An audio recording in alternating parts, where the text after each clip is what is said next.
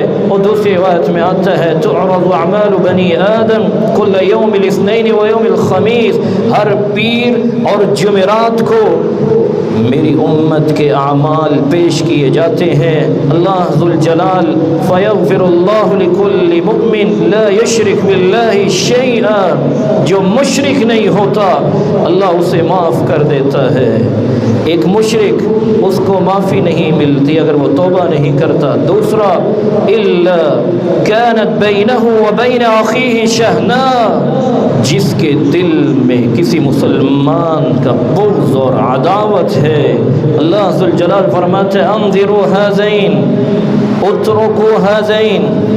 ان کو چھوڑ دو، پیچھے کر دو، حتی یصطلحا، جب تک یہ صلح نہ کر لے،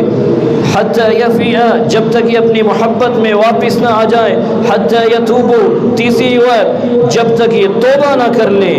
ان کے اعمال میرے سامنے پیش ہی نہ کیے جائیں، میں دیکھنا ہی نہیں چاہتا۔